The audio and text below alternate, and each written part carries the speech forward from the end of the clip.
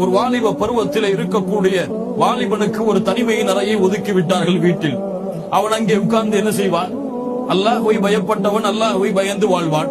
அல்லாஹ்வுடைய பயத்தை கொஞ்சமாக கொண்டவன் என்ன செய்வான்?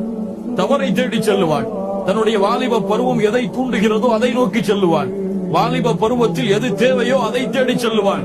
அது அவனுக்கு ஹலாலாக இருந்தால் என்ன, ஹராமாக இருந்தால் என்ன, அவன் இச்சையை தீர்த்துக் கொள்வதற்கு தேவை, அதை தேடி செல்லுவான். அவனுடைய பார்வை யாரும் பார்க்கவில்லாத காரணத்தால். கண்ணியத்துக்குரியவர்கள் யோசித்து பாருங்கள். உங்களுடைய வாலிப பிள்ளை தனிமையின் அறை ஒதுக்கப்படுகிறது. அந்த தனிமையின் அறைக்கு தேவையான ஒரு பொருளையும் ஹலாலான முறையில் அவனுக்கு கொடுத்து விட்டால் அவன் வாழ்க்கையில் ஹராம் இருக்குமா?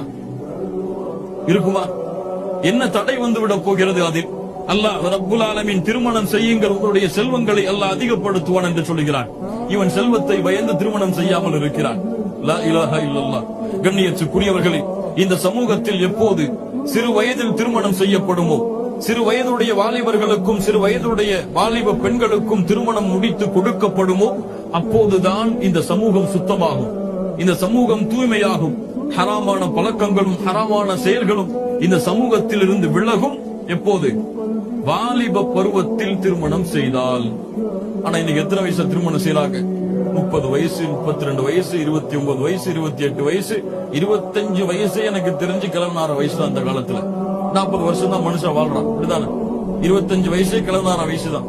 அப்ப வாலிப பருவம் என்பது எப்போது? அவனுக்கு உடல் வலிமை எப்போது வரும்? 18, 20 வயது அல்லது மிஞ்சி போனா 22 வயது. அதற்கு மேல் திருமணத்தை தாமதப்படுத்தினால் அவனுடைய வாழ்க்கை ஃபித்னாக்களாலும் குழப்பங்களாலும் ஹராமாலும் சூழப்படும். அல்லாஹ் ரப்புல் ஆலமீன் இதிலிருந்து எம்மை பாதுகாப்பானாக.